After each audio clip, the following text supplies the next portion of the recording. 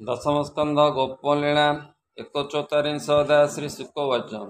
କହନ୍ତି ବ୍ୟାସଙ୍କ କୁମର ଶୁଣ ପରୀକ୍ଷା ନୃପବର ଯେବେ ତୁ ହୋଇବୁ ନିସ୍ତାରୀ ଏଳେ ତରିବୁ ଅବତାରୀ ଏକଂସ ଆଦେଶ ଘେନି ଶିରେ ଅକ୍ରୂର ବସିଲା ରଥରେ ଅରୁଣ ତେଜେ ପ୍ରସାରିଲା ଦିଗ ଆନନ୍ଦେ ପ୍ରକାଶିଲା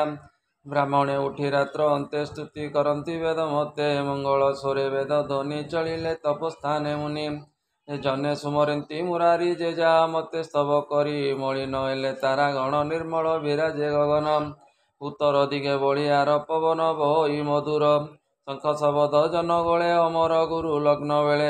ଅଶୋଚିଲା ରଥେ ଚାଣ୍ଡେ ମଙ୍ଗଳ ମଥୁରାର ଦାଣ୍ଡେ ଅକ୍ରୂର ରସ ବଦନ ମନେ ଚିନ୍ତଇ ଭଗବାନ ଚିନ୍ତଇ ପ୍ରଭୁ ଆଦି ମୂଳ ଆନନ୍ଦେ ଭୟ ଅଶ୍ରୁଜଳ ପଦ୍ମଲୋଚନ ପାଦ ତଳେ ଭାବରେ ଭକ୍ତି ଯୋଗ ବଳେ ପୂର୍ବେ କି କରିଥିଲି ପୁଣ୍ୟ ତପ ସାଧନ ଯୋଗ ଧ୍ୟାନ ଦେବ ବ୍ରାହ୍ମଣ ପୂଜା ହିତେ ଧନବା ଦେଲି ଅପ୍ରମିତେ କି ଅବା ତପ ଅଛି କରି ଦେଖିବି ପ୍ରଭୁ ନର ହରି ଦୁର୍ଲଭ ପ୍ରାୟ ମୁଁ ମଣଇ କୃଷ୍ଣ ଭେଟିବି ଅବା କାହିଁ ବେଦ ପଠନେ ଶୂଦ୍ର ଜନେ ଜଗତେ ଦୁର୍ଲଭ ଯେସନେ ଗୋବିନ୍ଦ ଦର୍ଶନ ତେମନ୍ତେ କେମନ୍ତେ ଜୀବଇ ପରତେ ଭବ ସାଗରେ ଦେହ ଧରି କୋଟିକେ ଗୋଟିଏ ଯେ ତରି ଏମତେ ଦୁଃଖ ମୋ ଦହନ ଧନ୍ୟ ହୋଇବ ମୋ ଜୀବନ ସେ ପଦ୍ମପାଦ ଯୋଗୀ ଜନ ହୃଦେ ଭାବନ୍ତି ଅନୁକ୍ଷଣ ତହିଁ ଲାଗିବ ମୋର ଶିର ଧନ୍ୟରେ ଜୀବନ ମୋର ମୋହରେ କଂସ ଦୟା କରି ଜେଣେ ଦେଖିବ ନର ହରି ଅଶେଷ ଜନ୍ମ ଘୋର ତମ ଆଜ ଛାଡ଼ିବି ମାୟା ଭ୍ରମ ପଦ ଯୁଗଳ ନଖରେ କଲ ଦେଖି ଲଭିବି ମନେ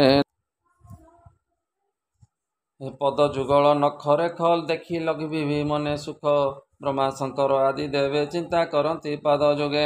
ଗୋପ କୁମର ବେଳେ ବନେ ଗୋରୁ ଚରାନ୍ତି ସାବଧାନେ ଗୋପୀଙ୍କ କୁଚ ଯୋଗେ ଥାଇ କୁକୁମ କେଲେପି ଅଛତଇ ନନ୍ଦ ମନ୍ଦିରେ ତାହା ଦେଖି ନିର୍ମଳ ହେଉ ଚର୍ମ ଆଖି ଅଶେଷ ତୀର୍ଥଙ୍କର ଜଳ ସେବନ୍ତି ବ୍ରହ୍ମାସୁର ନରମ କଳ୍ପ ବୃକ୍ଷର ପ୍ରାୟ ହୋଇ ସକଳ ବାଞ୍ଛା ଫଳ ଦେଇ ସକଳ ସମ୍ପଦର ସାର ସେବକ ଜନ ସୁଖ ଘର ଜନ୍ମ ମରଣ ପଥ ଦୁଇ ଏଣେ ଅଜ୍ଞାନେ ଭ୍ରମୁଥାଏ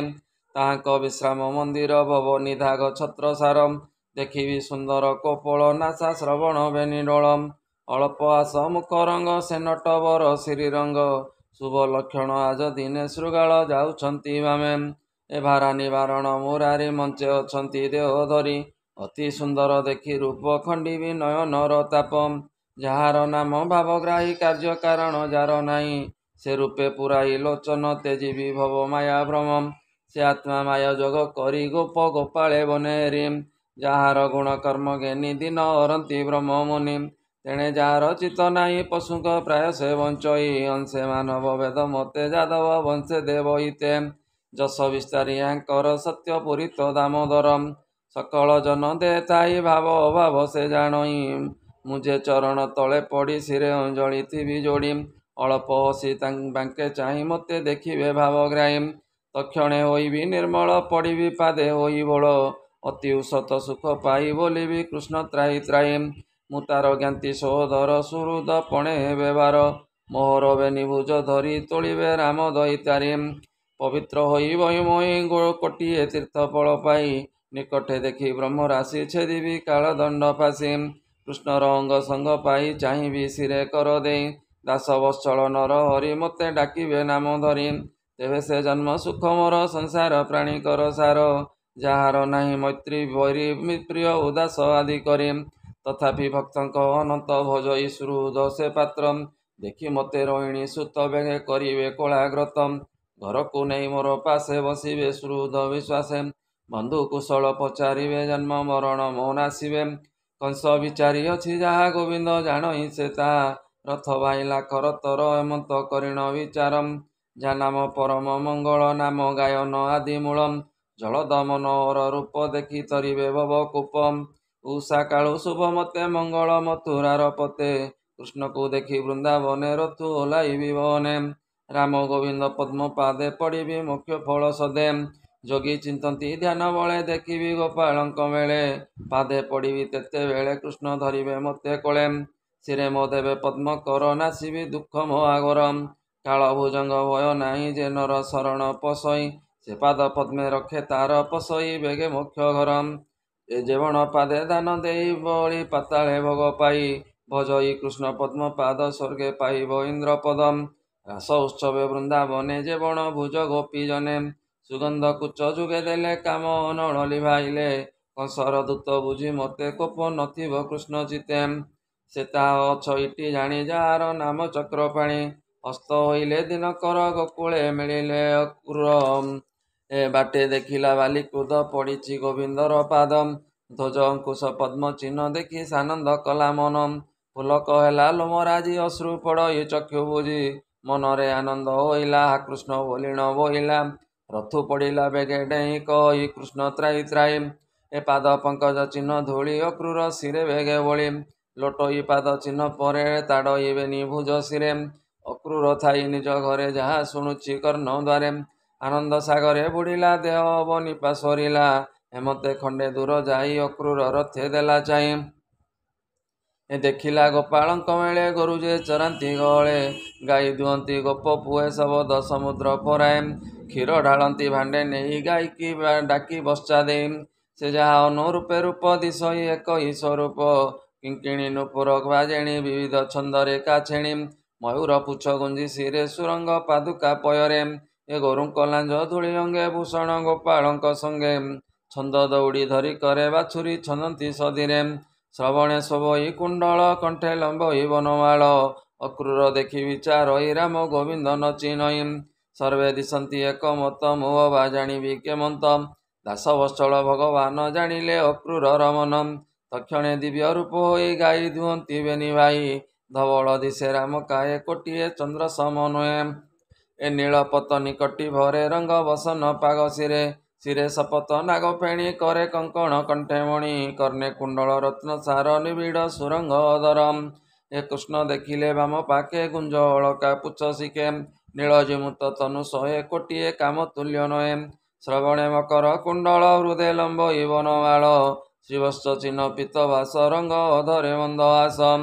ରତ୍ନ କଠା ଉପାଦ ଯୁଗେ ମଣି ମେଖଳା କଟି ବାଗେ କ୍ଷୀର କିଣିକା ନୀଳ ଦେହେ ଦିଶନ୍ତି ନକ୍ଷତ୍ର ପରାଏ ଏ ଲୋଚନ ପଦ୍ମ ପ୍ରାୟ ଦିଶି ମହା ମହିମା ବ୍ରହ୍ମ ରାଶି ଅକ୍ରୂର ମନେ ବିଚାରଇ ଭେଟିଲେ ପ୍ରଭୁ ଭାବଗ୍ରାହୀ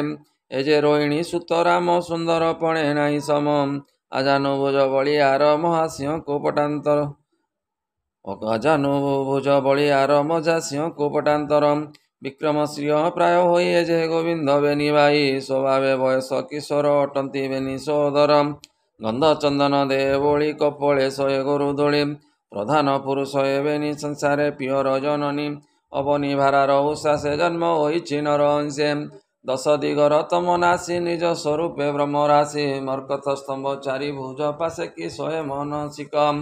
ରଥୁ ଓହ୍ଲାଇଲା ଅକ୍ରୂର ଧୀରେ ଚାହିଁଲା ସ୍ନେହବର ଗୋବିନ୍ଦ ନିକଟେ ମିଳିଲା ସ୍ୱଭାବେ ଲୋଚନ ବୁଝିଲା ଅଭୟ ପାଦେ ଶିର ଦେଇ ପଡ଼ିଲା ଦଣ୍ଡ ପ୍ରାୟ ହୋଇ ନୟନ ଯୁଗୁ ଭଏ ନୀରକଣ୍ଠ ହୋଇଲା ଶୋକବର କହି ନ ପାରି ଆତ୍ମା ନାମ ମନେ ହୋଇଲେ ରାମ ରାମ ପୁଣି ଉଠିଲା ଭାବ ଭରେ ପଡ଼ିଲା ରାମକ ପୟରେ ଦେଖି ସାନନ୍ଦ ବେନି ଭାଇ ଉଠିଲେ ଅକ୍ରୂରକୁ ଯାଇ ଧରି ଅକ୍ରୂର ବେନି କର ତୋଳିଲେ ପ୍ରଭୁ ଦାମୋଦର ଚାପିଲେ ହୃଦରେ ଲଗାଇ ଅକ୍ରୂର ବୋଲେ ତ୍ରାଇ ତ୍ରାଇ ପୁଣି ପଡ଼ିଲା ପାଦ ତଳେ ରାମ ଧଇଲେ ନେଇ କୋଳେ ଅକ୍ରୂର ମୁଖେ ନୀର ଦେଇ ବଶ୍ଚେ ପୋଛିଲେ ଭାବଗ୍ରାହୀ ଶାନ୍ତ କରାଇ ସୋଦର କରେ ଚାପିଲେ ବେନି କର କୃଷ୍ଣର ଧରିଅଛି କର ସଧିରେ ଚାଲନ୍ତି ଅକ୍ରୂର ଆନନ୍ଦ ସାଗରେ ବୁଡ଼ିଲା ରାତ୍ର ଦିବସ ନ ଜାଣିଲା ଅକ୍ରୂର ଘେନି ବେନି ଭାଇ ମିଳିଲେ ନନ୍ଦ ଘରେ ଯାଇ ଆସନ ଦେଇ ଦାମୋଦର ପୂଜନ୍ତି ଅକ୍ରୂର ପୟର ପାଦ ଧୋଇଲେ ଚକ୍ରଧର ବିଞ୍ଚିଲେ ରୋହିଣୀ କୁମର ସ୍ୱଭାବେ ଖୁଡୁତା ଅକ୍ରୂର ବନ୍ଧୁ ଜନଙ୍କର ବ୍ୟବହାର ମଧୁର କୋମଳ ବଚନ ତୋଷିଲେ ଅକ୍ରୂରର ମନ ପବିତ୍ର ଅନ୍ତବାସ ପାଣି ଗୋବିନ୍ଦ ପରସନ୍ତି ଆଣି ପବିତ୍ର ଅର୍ଣ୍ଣବାସ ପାଣି ଗୋବିନ୍ଦ ପରସନ୍ତି ଆଣି ଦଧି ସାକର ଘୃତ ସାର ଦିଅନ୍ତି ରୋହିଣୀ କୁମର ମୁଖ ପଖାଳି ଦାସ ଗୁଆ ଗୋବିନ୍ଦ ଗୁଜାନ୍ତି ବିଡ଼ିଆ ଏ ଗନ୍ଧ ଚନ୍ଦନ ପୁଷ୍ପମାଳ ଦେଇ ବସିଲେ ପାଦ ତଳ ଅକ୍ରୂର ଦେହୁ ଶ୍ରମ ଗଲା ଜାଣିଲେ ପ୍ରଭୁ ନନ୍ଦ ବଳା ଏ ଅକ୍ରୂର ପାଦେ କର ଦେଇ ଧୀରେ ଚାପନ୍ତି ଭାବଗ୍ରାହୀ ରାମ ଚାପନ୍ତି କର ସ୍ଥଳ ପୁଲକ ଅକ୍ରୂର ଶରୀର ନନ୍ଦକୁ ନିଦ୍ରାମୋହ କରି ଏକାନ୍ତେ ପୁଛନ୍ତି ମୁରାରୀ ଭୂତାତ କହିବା କୁଶଳ ଭଲେଛନ୍ତି କି ଯଦୁକୁଳ ମୋର ଜନନୀ ଅଛି ଭଲେ ମୋର ବିଚ୍ଛେଦ ତାର ତୁଲେ ମାତା ପାଇଲା ବଡ଼ ଦୁଃଖ ମୋର ଜୀବନ ହେଉ ଧିକ ମୋହରି ପାଇଁ ତାର ପୁଏ କଂସ କଚାଡ଼ିଲା ନିର୍ଦ୍ଦୟ ଜୀବନେ ଅଛି ଟିକି ଭଲେ ଭୋତା ତ କହୁ ମୋ ଆଗରେ କି ଆଉ ପଚାରିବି ମୁହିଁ ଜୀବନ ଡରେ ଗୋପେ ଥାଇ ଯାବତ ଅଛି ଭୋଜପତି ଆମ୍ଭର କାହିଁ ଭଲ ଗତି ନରମାନଙ୍କ ଘରେ ଯେନେ ବନ୍ଦିରେ ଶାନ୍ତି ପଶୁ ବଣେ କଂସ ଜୀବନେ ଯେବେ ତାଇ ଆମ୍ଭର ସୁଖ ଲେଶ ନାହିଁ ସହୋଦର ଭଗିନୀ ପୋଏ କଂସ ଯେ ମାଇଲା ନିର୍ଦୟ ଗୀତାର କହିବି ବିଚାର ସ୍ୱଭାବେ ଅଟଇ ଅସୁର ଏକାନ୍ତେ ବିଶ୍ୱାସେ ପଚାରି ଅକ୍ରୂର ପାଦ କରେ ଧରି ନୟନୁ ଭୟ ସୃଜଳ ଅକ୍ରୂର ଦେଖିଣ ବିକଳ ଉଠି ଗୋବିନ୍ଦ ଧରି କୋଳେ ମୁଖ ଧୋଇଲି ବାସ ଜଳେ ଛାଡ଼ିଲା ଜନନୀଙ୍କ କଥା ଶୁଣି ପାଇଲେ ମନେ ବ୍ୟଥା ଏକାନ୍ତେ ରାମ ଶ୍ରୀଧର କୁଶଳ କହି ଅକ୍ରୂର ଶୁଭେ ଅଛନ୍ତି ବାପା ମାଏ ମଥୁରା କର ତୁ ବିଜୟ ଥିଲା ଯେ ଦାସ ଜଗନ୍ନାଥ ଶିରେ ନିବେଶିବେ ନିହସ୍ତ ସୁଜନ ଜନ ପଛେ ଥାଇ ରାମ ଗୋବିନ୍ଦ ମୁଖେ ଗାଇ ଛାଡ଼ିବ ଅନ୍ଧ ପାଶ ଗୀତେ ଧିଆଇ କୃଷ୍ଣ ରସମ୍ इति श्रीमद्भागवते महापुराणे परमहंसं संहितायां 82 दशमस्कन्धे अक्रूर श्रीकृष्ण दर्शनयो नाम 1/4 अध्यायः। बोलानन्दे कवार हरि हरि बोल।